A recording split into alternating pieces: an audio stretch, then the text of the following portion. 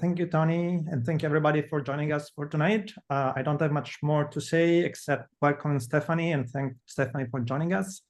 Stephanie is an associate professor at the Department of Earth and Ocean and Atmospheric Sciences at University of British Columbia.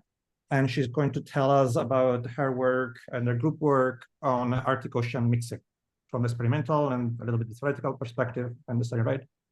Stephanie, thank you again, and the floor is yours.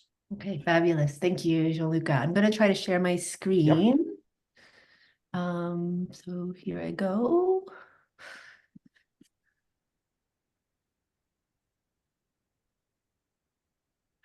Should be in full screen mode. Perfect. Now. Yeah, perfect. Let me just hide these controls and get all set up. Can everyone hear me okay? Yep. Great. Okay. All right. And I'll put you guys maybe over there. Okay, great. All right. First of all, I wanted to thank Jean-Luc and Wilbert and Wei for the invitation to come to this meeting. This is my first IAR PC meeting, and I'm really glad to be introduced to this platform. So yeah, I'm really grateful for the opportunity to be here, and I look forward to participating in the future. As Jean-Luc said, my name is Stephanie Waterman. I'm an associate professor at the University of British Columbia. And I'm a physical oceanographer who's interested in ocean mixing and ocean turbulence, as well as autonomous ocean observing. And today I was invited to talk about Arctic ocean mixing generally, as well as to give an overview of some of the work that my research group has been doing on this topic in the last 5 or 6 years, I guess. So I titled my talk, Filling in the Map, Understanding Arctic Ocean Mixing Rates, Mechanisms, and Space-Time Geography from Ocean Observations.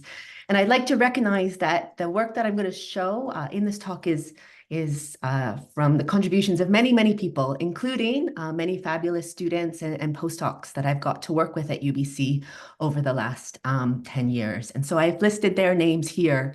And there's also many valuable contributions from a large number of collaborators, and they're too numerous to list here, but I will acknowledge them at the end. I wanted to say that I'm very happy to be interrupted if you have questions along the way. And so, yeah, you can put them in the chat and Tony or Jean-Luc can interrupt me, or you can just unmute and interrupt me as well. I like knowing people are out there. But if, yeah, and so without further ado, I will get started. Okay, so here's my plan for today. I'd like to start with a big picture introduction to Arctic Ocean mixing generally.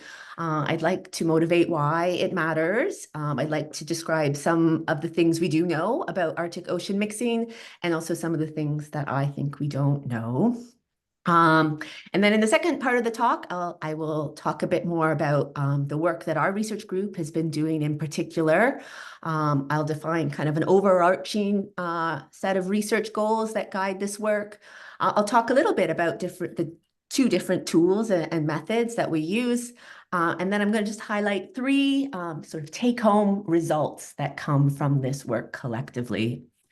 If there's time, I'm going to ask, does the time and space variability and mixing rates that we're working so hard to characterize from observations, I'm going to try to start to ask the question, does that inhomogeneity and mixing rates matter if you care about large-scale Arctic Ocean functioning and the large-scale Arctic Ocean state? And then finally, I will summarize, maybe speculate on some implications of some of this work and pose some questions for you. Okay, so big picture, why does ocean mixing generally matter? Ocean mixing matters, or mixing by ocean motions at all scales, all right, is an important way to redistribute water properties that we care about, like momentum, temperature, salt, dissolved gases, nutrients, pollutants. And it's mixing by ocean motions at the very smallest scales. And by those, I mean the turbulent scales, so centimeter scale motions. That's really important because this is the only mechanism by which we can irreversibly change water properties. And as a consequence, mixing rates and their space-time distribution directly impact how the oceans work or function in the broadest sense. For example, Mixing impacts ocean circulation by dissipating energy of the circulation and mixing momentum. It's important for marine biological productivity due to its role in delivering nutrients and oxygen to sunlit waters. And it's important for weather and climate due to its roles in redistributing heat and also transforming density. That's important for driving the ocean's overturning circulations. Okay, so why does Arctic Ocean specifically matter? Well, it matters for all those reasons on the previous slide. But I think that mixing in the Arctic Ocean is particularly interesting because it's competing with very strong stratifying influences that are characteristic of the polar oceans and the Arctic Ocean specifically. We have a lot of stratifying influences from surface freshwater inputs, from rivers and sea ice melt, and also from solar heating in the summer. And it's the outcome of this competition between the stratifying influences and mixing is what sets the stratification in the water column, which is a key control in ocean physics, chemistry, and biology. In the Arctic, we have this unusual thermal stratification where we have warm Atlantic sourced water stored subsurface in the water column. And so ocean mixing has the potential to deliver heat that's stored in this subsurface Atlantic water to the surface and could play a role in melting sea ice from below. As I mentioned, and very true in the Arctic Ocean, mixing in the water column is an important control on primary productivity by delivering nutrients from deeper in the water column, where their concentrations are higher, to the sunlit waters, where they are typically depleted by phytoplankton. And as such, mixing is an important control or an important influence on marine ecosystems and also the marine carbon cycle. Okay, so things we know about mixing, and starting with the general picture, mixing at mid-latitudes. We think that mixing on the global scale is primarily mechanically driven by breaking internal waves that are forced by the winds, by tides, and from flow over topography. And these waves break locally and remotely, and it's that wave breaking that generates the turbulence that does this irreversible mixing. Oh, I lost my thing. We know on a global scale that mixing is highly variable in space. Typically, we characterize it as a low background state with important mixing hotspots in space where mixing rates are elevated by 1 to multiple orders of magnitude. The large-scale patterns globally, in part, are set by where internal waves are generated. For example, we tend to see elevated mixing in regions of rough topography. But these spatial patterns, we also see high mixing on the continental shelves and slopes, and these reflect places where internal waves go to die. Equally, we know that mixing is highly variable in time. If we make really highly resolved measurements of ocean turbulence, we see that it's highly episodic on short timescales, characterized by several bursts in an hour record, where mixing is elevated by an order of magnitude or more. And then if we look at longer timescales, which is enabled by moored measurements of turbulence, which is what's shown here on the left, we see that there is large variabilities on longer timescales as well. So mixing varies by multiple orders of magnitude on timescales of days to weeks. Indirect estimates of turbulence also suggest that we see important variability on longer timescales still, so seasonal timescales to interannual. Finally, we know that this inhomogeneity in mixing rates in time and space does matter for aspects of at least the modeled climates and ocean state. Model experiments show that the ocean state and model predictions for future climate states are sensitive to the space-time distribution of ocean mixing that we prescribe in important ways. Okay, so what do we know about mixing in the Arctic Ocean? Well, I think that mixing in the Arctic Ocean is different in a few important ways from that kind of global scale picture. And primarily, I think that's because the Arctic Ocean mixing environment is unique in important ways relative to kind of vanilla-flavored mid-latitude oceans. One key difference is the presence of sea ice, which shields the ocean from the wind, which prevents the wind generation of near inertial waves. Sea ice also plays a role in damping internal waves that propagate up to the surface. Both of these effects imply that we have low internal wave energy relative to mid-latitude oceans, typically by an order of magnitude or so. Another key feature of the Arctic mixing environment is its high latitude. So much of the Arctic Ocean is north of the critical latitude for the M2 tide. And that means that the internal tide is trapped, or it does not propagate, but instead it is forced to dissipate locally. And this is a key difference than lower latitudes, where the internal tide can propagate large distances and take internal waves to other places to dissipate. Finally, a really important feature is the strong density stratification that characterizes the Arctic Ocean water column. The Arctic water column has very strong density stratification that's dominated by changes in salinity near the surface. And this has some really important effects. This suppresses mixing below the surface mix layer. And it also acts as a barrier to allowing the heat that's stored subsurface in the water column from the Atlantic water to come upwards at any significant rate. Okay, so mixing in the Arctic is different because the mixing environment is unique in important ways. And likely as a consequence of these unique features, turbulent energy and mixing rates are generally low in the Arctic compared to mid-latitude oceans. Again, typically on average by an order of magnitude or more. But there is, like at lower latitudes, very important spatial variations. And in particular, there's lots of evidence to show that mixing rates on the continental shelves and slopes of the Arctic Ocean are typically elevated by 1, 2, or more orders of magnitudes compared to the deep basins where the mixing rates are very suppressed in the stratified water column. Now, these low turbulence levels in the deep basins allows for unique buoyancy-driven mixing mechanisms like double diffusion to play an important role. And the heat flux through a double diffusive staircase is important. It's larger than it would be in the absence of a staircase.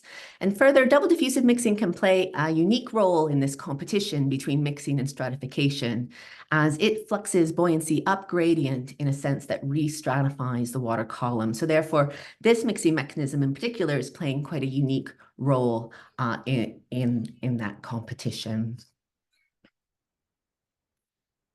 Okay, so I think there's lots of things that we don't know about ocean mixing. And one category of those things is just a fundamental understanding of mixing, or turbulent mixing, in strongly density stratified flows. I like this annual review of the fluid mechanics article about turbulent mixing and stratified flows. And this expert on this topic describes understanding this topic as extremely difficult. And there's, lots of reasons for that. For example, the turbulent mixing rate is a property of the flow, not the fluid. The relevant flows have very high Reynolds numbers. Our ability to directly simulate these flows at the relevant scales requires an enormous range of scales to be resolved. The mixing that comes from a very rich range of processes and stabilities. Many of those processes are fundamentally three-dimensional. And the stratification really perturbs many fundamental aspects of turbulence that we understand better in the kind of homogeneous isotropic flavor. Now, the observational oceanographer faces some really additional tough questions that are not unique to the Arctic Ocean, but are important and amplified there. We have to ask questions like, what can we actually measure in the water column to understand the level of turbulence and the rate of mixing of things that we care about? What space-time resolution and over what spatial and temporal extent can we make those measurements? We know that turbulence typically is intermittent, patchy in space, and has typically skewed distributions, skewed log normal distributions. And that imposes some really tough sampling requirements to robustly characterize mean mixing rates. There's a lot of issues with contamination, with reversible processes that we don't want in our signal. I think there's open questions about what details matter to the big picture of ocean functioning. Does all this very small scale information matter if what we're trying to get an understanding of at the end of the day is the big, large scale picture? Okay. So a key limitation, I argue, to our understanding of ocean mixing is a scarcity of direct ocean mixing and ocean turbulence measurements. And this is true on a global scale. And it arises because measuring ocean turbulence is difficult and time-consuming, and it requires highly specialized instrumentation. And as a result of these challenges, measurements in the world's oceans directly of turbulence and mixing remain very sparse. These direct measurements of ocean mixing in the Arctic Ocean are extremely rare. So this scarcity or paucity of data is amplified in the Arctic context, which probably doesn't come as a surprise. And then finally, large-scale studies of mixing that use so-called indirect methods, or that infer the turbulence level or the mixing rate from larger than turbulent scale observations, have, for very good reasons, largely excluded this region in the past, although that certainly has been changing in recent years. Yeah.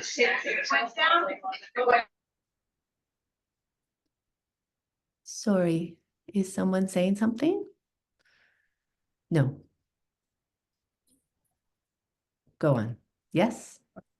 Okay, I think great. it was an Thanks. unmuted microphone. Okay, yeah, sorry. Thank you, Stephanie. Okay, it's good to know you're still there. Yeah, thank you. Okay, great. Okay, so this lack of data really poses a lot of challenges, right? It makes it difficult to put our isolated measurements into context, makes it difficult to robustly characterize mean mixing rates and their variability, hard to understand the governing physics and the dynamical processes responsible for setting mixing rates and their variability. And this is especially challenging in the unique Arctic Ocean mixing environment, where we know that the turbulence and the mixing that results from it is probably strongly influenced by the low turbulent energy levels and the high stratification in key parts of the water column. Okay, so I guess not by accident, that sort of sets up the large scale, like overarching research goals of the work of our group in recent years. And that's to employ a variety of observational tools and methods to improve our understanding of Arctic Ocean mixing rates, mechanisms, and space-time geography. So we have a few specific goals, which are as follows. We're looking to find ways to provide statistical characterizations of mixing rate distributions in time and space over a range of scales. We're looking to gain some insights into the mechanisms that might be driving or modulating that mixing rate space-time geography. And we'd like to consider the implications for how we can conceptually understand Arctic Ocean mixing and its mechanisms so we can better represent it in climate models. All right, so to address these objectives, we employ two categories of tools and methods that I'm going to talk about today. And the first is deploying specialized robotic observing platforms to make highly resolved or sustained observations of turbulence directly.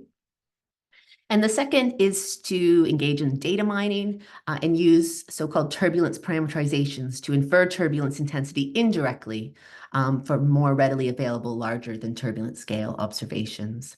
So I'll say a few words more about each of those methods now. So method number one is to exploit robotic platforms, specifically in our case, ocean gliders, that are equipped with specialized instrumentation to measure ocean turbulence directly. And so this is the UBC Turbulence Sensing Glider, affectionately known as Mike. His full name is Mike Rowrider. And he is equipped with this specialized turbulent microstructure probe, turbulent sensing package that makes really rapid, precise measurements of velocity, shear, and temperature fluctuations directly on the turbulent scales. And it's because we're making these measurements on the turbulent scales directly that we call these direct estimates of turbulence intensity. It turns out gliders, I think, are really excellent platforms for making turbulent microstructure measurements for a few different reasons. Because they are very low noise platforms, they can resolve very low turbulence levels.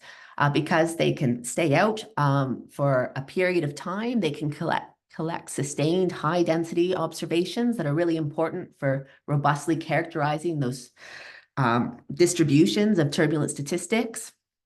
And finally, because they're making coincident measurements of properties of ocean physics, chemistry, and biology at the same time in the same place, essentially, it's helpful because we can see properties of the environment in which the turbulence is embedded. And that gives us some information to better understand the mechanisms that might be generating that turbulence and also the impacts of the mixing that is being done by the turbulent motions. Okay, so in 2015, we were very fortunate to have the opportunity to deploy Mike in the southeastern Beaufort Sea. At this time, he was out for 11 days and traveled a track that was 185 kilometers long. And during that time, he collected 345 CTD and turbulent microstructure profilers. And this was the densest turbulent sampling scheme in this region of the Western Arctic Ocean to date. And arguably,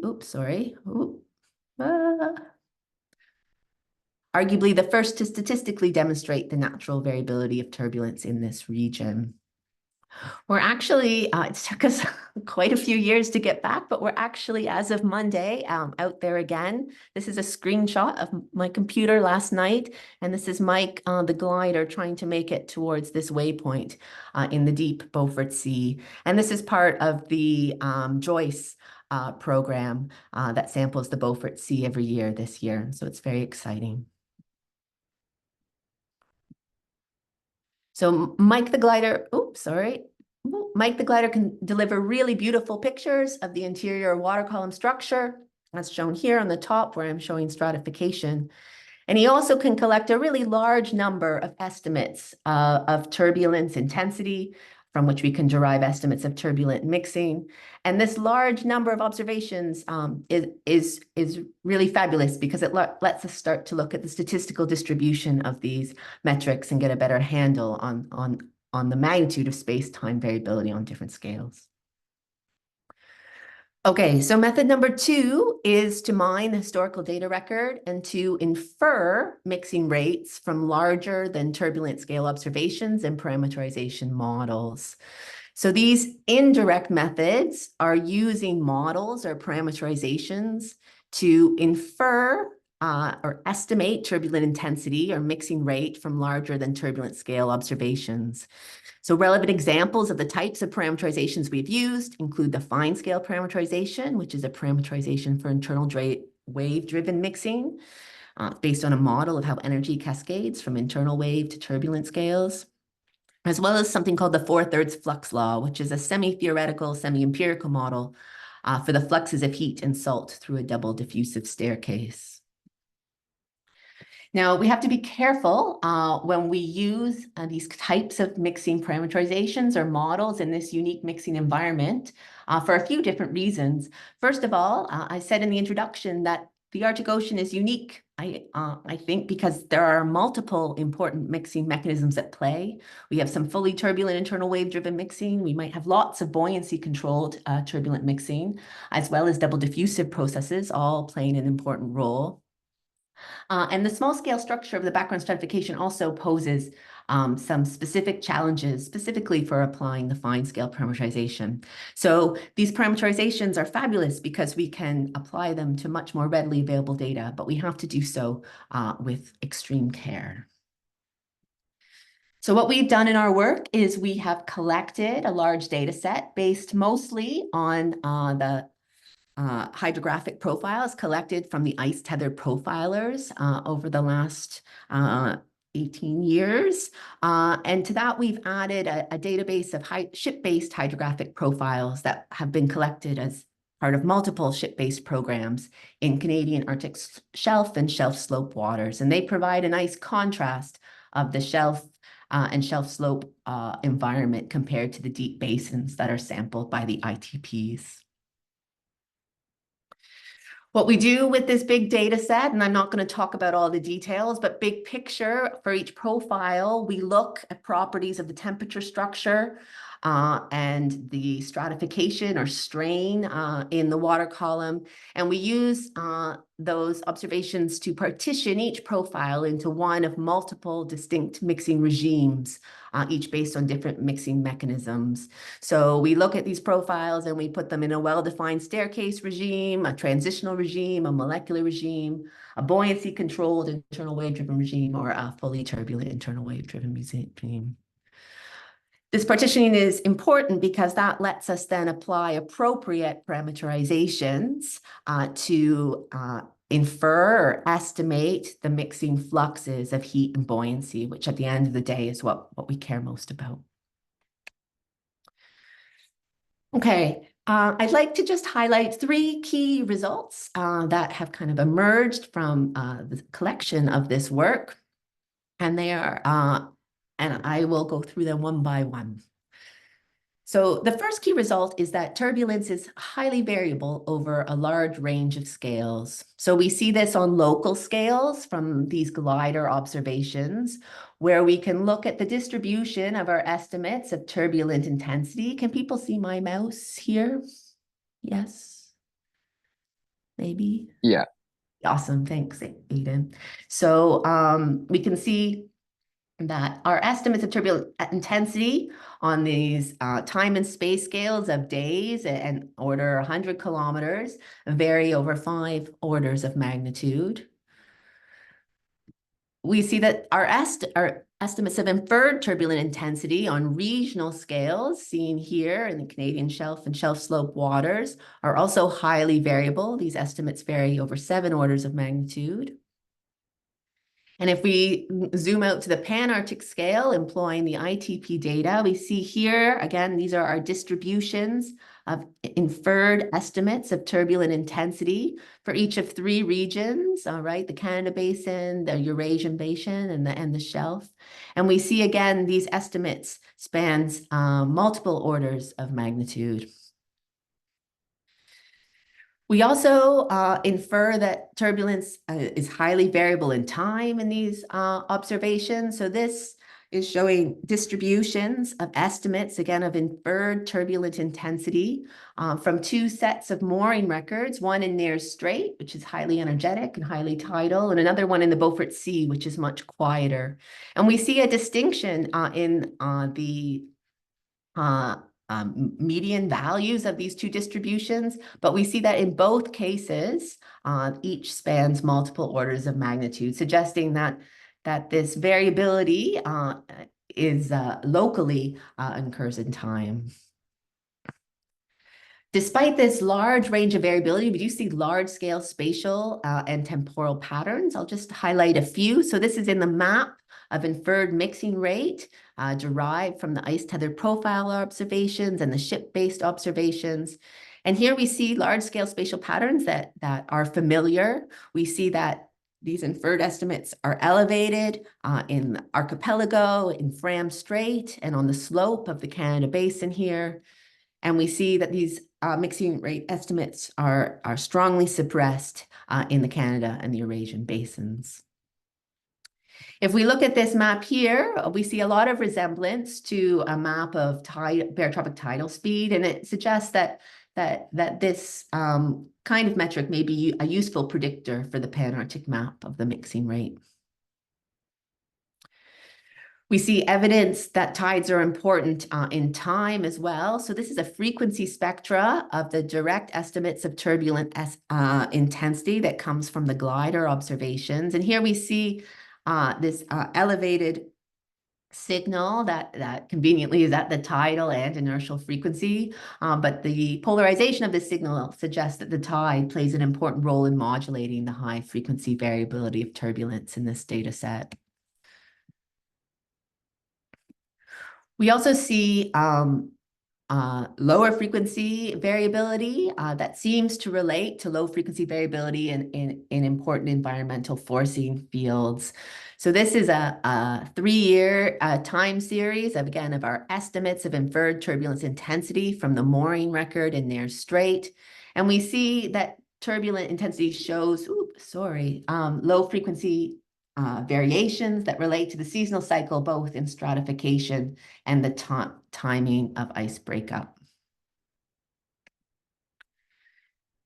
Key result 2 is that there are important regional differences in mixing regime prevalence. And so this is coming from our estimates from this compiled, or inferred estimates from this compiled data set that involves the ITP records and the ship-based records. And this is showing you the breakdown of those different mixing regimes as best we're able to characterize in 3 spatial regions: the Caucasian Basin on the left, the Eurasian Basin in the middle, and in the Canadian Arctic Archipelago and slope on the right. And what we see is that that all mixing regimes are seen in all regions, but there are important regional differences in the makeup of these different mixing regime portfolios, with well-defined staircases and transitional regime mixing dominating in the American Asian Basin, whereas on the shelf and slope, we have a much more important role of internal wave-driven mixing here in red and orange.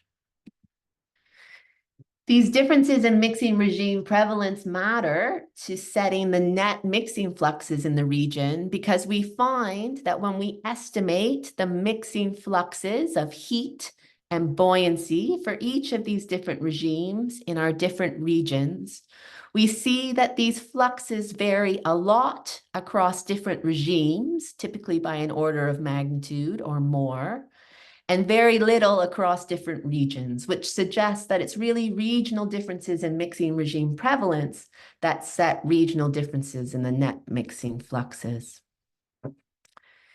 Key result 3 is that we think maybe there is evidence that mixing fluxes are changing, both because of increases in the strength and prevalence of turbulent mixing.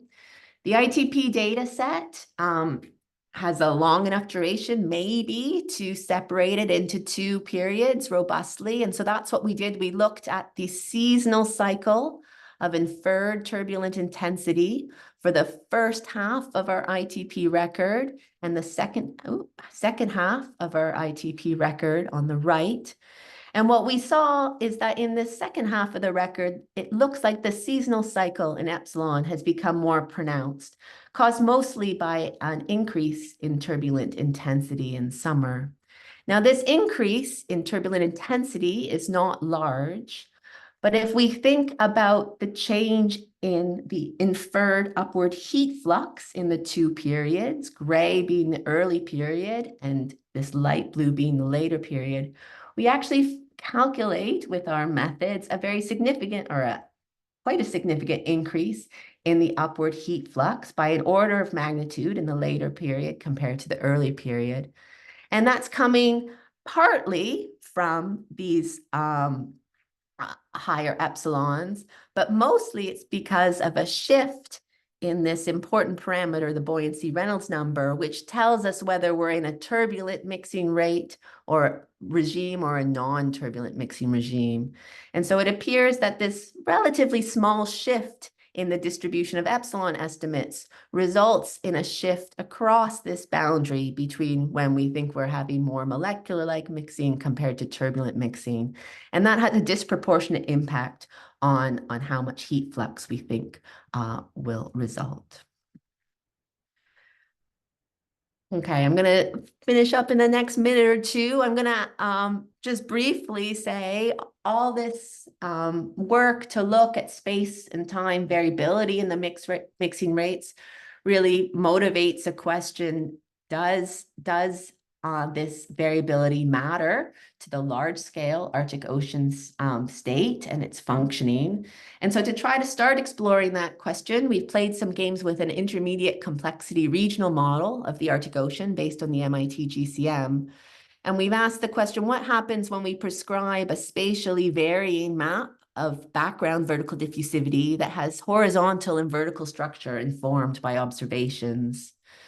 And very briefly, we find that imposing the observational mixing map does have important impacts on the modeled Arctic Ocean state. We find in the model run with the observed background mixing map relative to a control run in which the background mixing is spatially uniform, we find that we get a decrease in the heat storage in the basins, a decrease in the sea ice volume, a decrease in the freshwater storage in the basins, and an increase in the freshwater export to the North Atlantic. We also see some interesting changes in the freshwater export pathways, putting more freshwater through Fram and less through Davis in the observational run relative to the control. Okay, so that brings me to the end. This is a summary. So the take-home points are that our understanding of ocean mixing is limited by a scarcity of measurements, especially in the Arctic Ocean. And in recent years, we've been using autonomous ocean gliders as well as turbulence parameterizations applied to historical data to learn more about space-time variability of mixing in the Arctic Ocean. We find that it's highly variable in space and time at a large range of scales, but nevertheless shows some large-scale spatial and temporal patterns linked to forcing fields.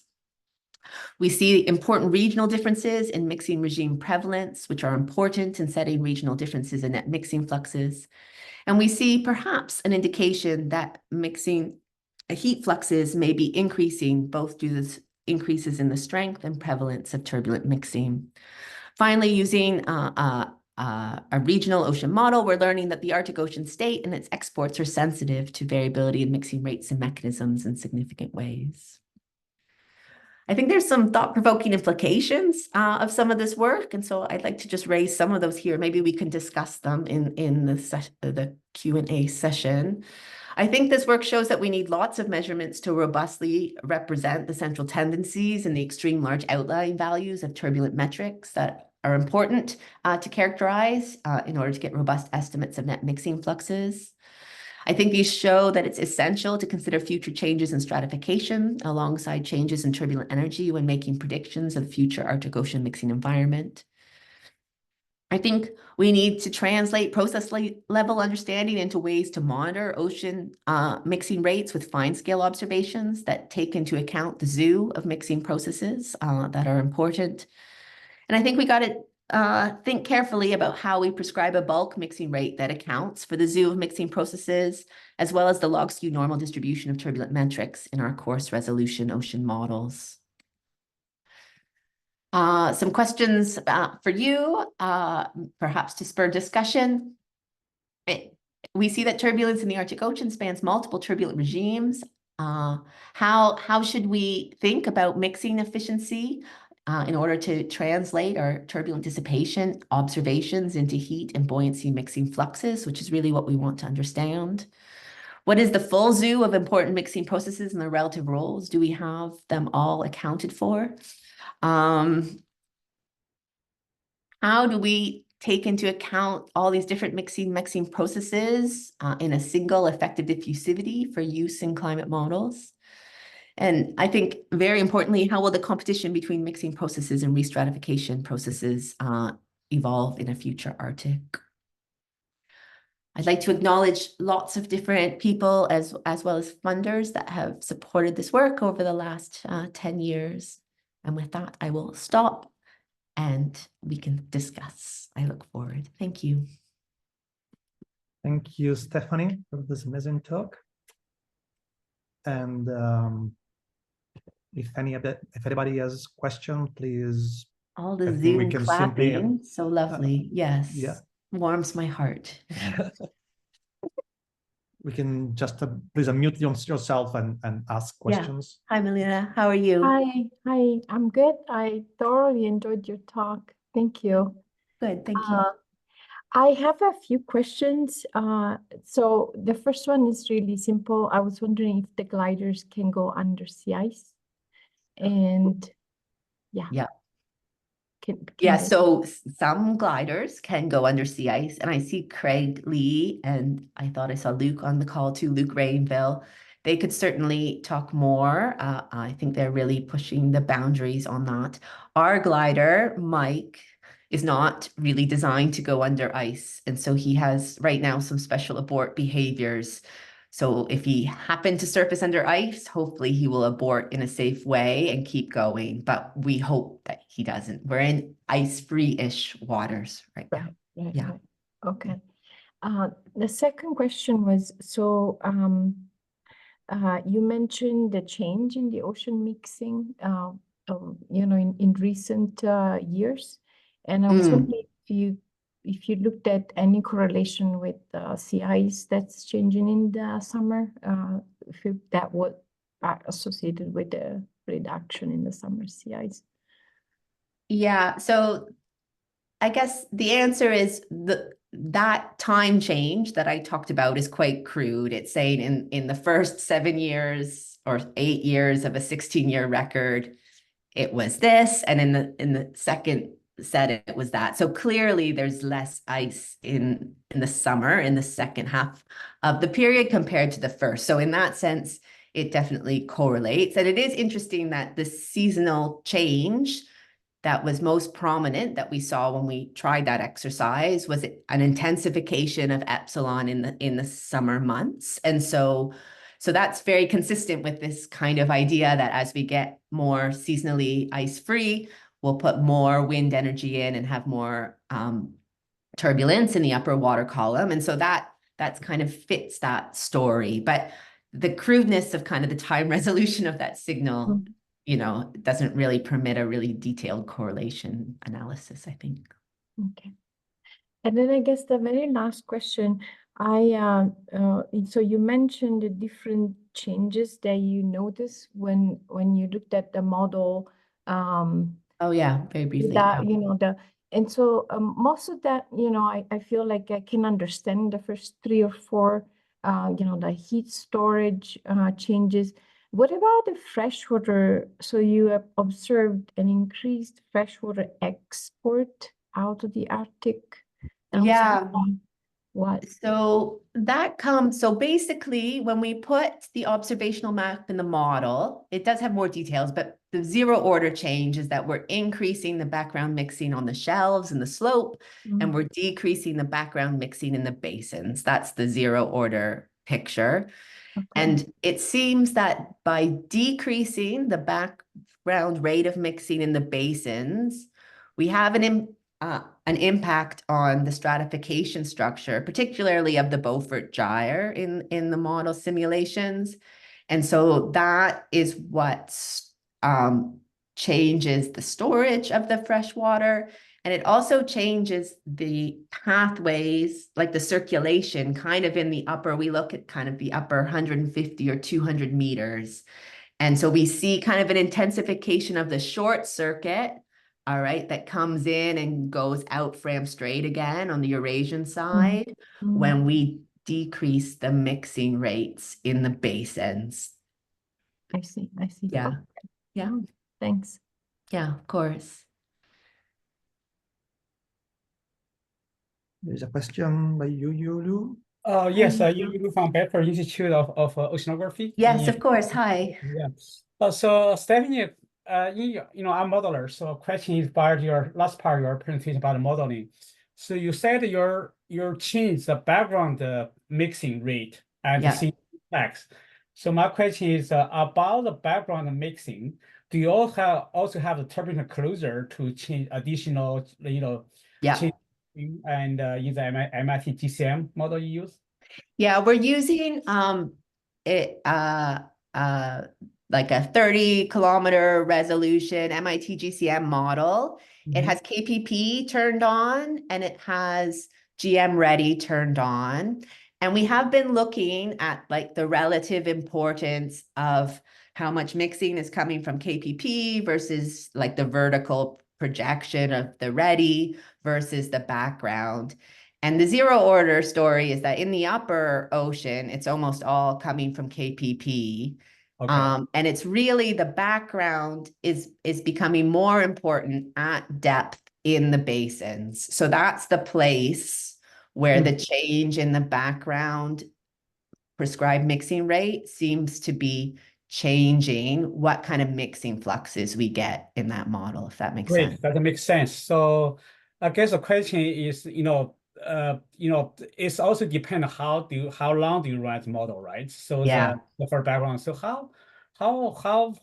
do you model? How long you can see the impacts of this background mixing? Yeah. So the model is run for 40 years, and we analyze the last 5, I think. Okay.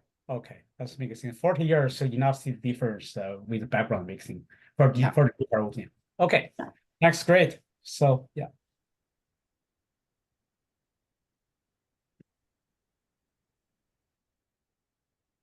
Any other question?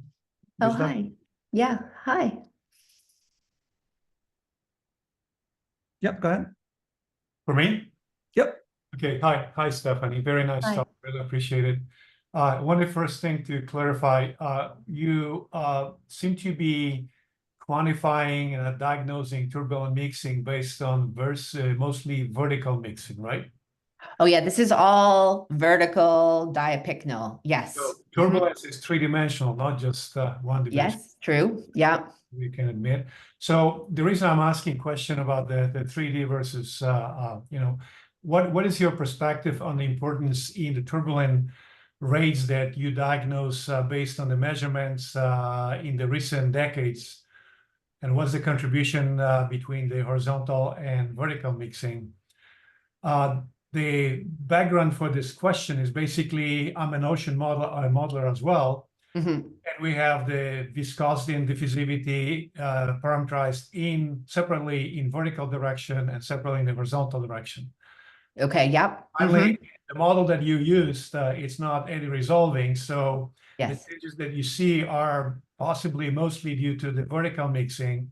But I was, again, wondering how important is to account for mesoscale and vertical in those estimates. Yeah. So super important question. I think when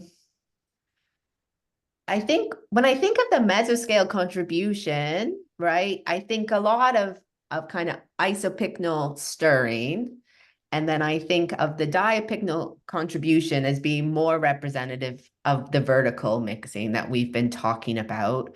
And so I think it sort of depends on what you're interested, like the mixing of what you care about, and whether, the horizontal stirring or the diapycnal mixing is more important. Like, I think, we see elevated by our estimates, which are very crude, right? But it's generally accepted that the turbulent diapycnal stuff, or the really small scale isotropic turbulent stuff, is intensified on the shelves and then on the slope where the boundary currents are. But that's also where the eddy driven stirring will also be intensified. So how those interplay is a really good question. Like, one of the things on our to-do list with the toy model experiments, is to play with the relative horizontal versus vertical mixing rate and see which kind of different states you can get as you play with those. I don't know if you think that would be a good idea or had ideas about that. We can talk offline, I guess. Okay, yeah, I'd like that.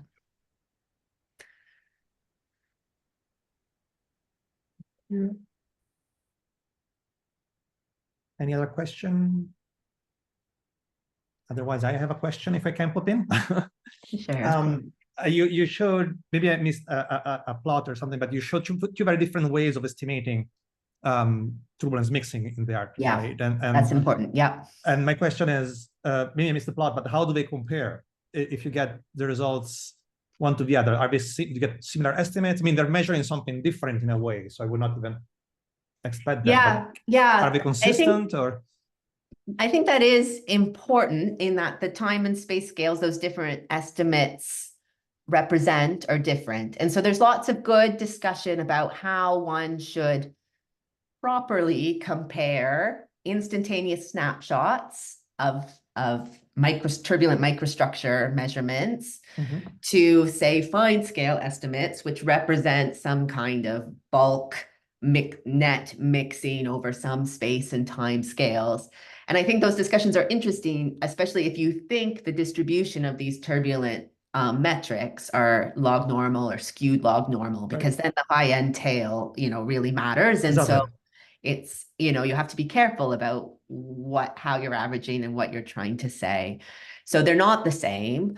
I would say, we make these maps using these parameterizations, and, at broad strokes, it shows high on the shelves and the slopes, low in the basins, with levels that are, on the same order as what we estimate from our isolated turbulence. And so that gives me confidence that these estimates aren't garbage. But yeah, I feel like comparing them at a higher precision than like order of magnitude is really not appropriate, probably. But okay, but you get the same order of magnitude, let's say. Yeah. Okay, no, that's really great. Yeah. Okay. Yeah. There's a question, Dong Lai? Dong? Yes. Hi, Stephanie. Hi, Dong. How are you? Good. I have a question regarding slide you gave about the fluxes and how that depends on the buoyancy Reynolds number. Oh, yeah. Yeah. So the TKE dissipation estimate goes into the buoyancy Reynolds number. That's right.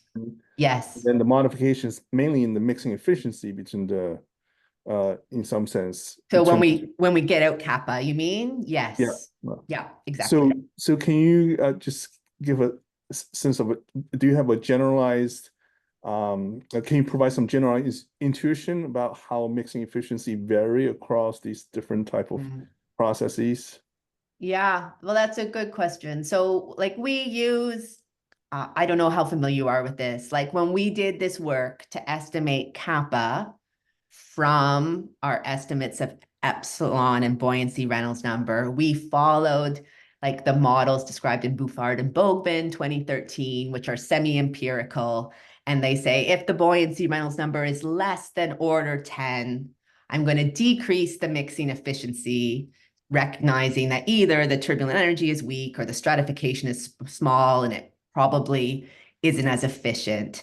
And basically that kind of function will connect your fully turbulent regime, where you have a mixing efficiency of 0.2 at buoyancy Reynolds number order 10, to a molecular regime value when your buoyancy Reynolds number is 1. And so, it's some kind of smooth function that takes you between order 10 and order 1. That's what we did.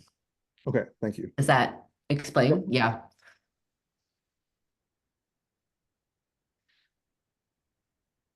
We have a few minutes for one last question, if there is one.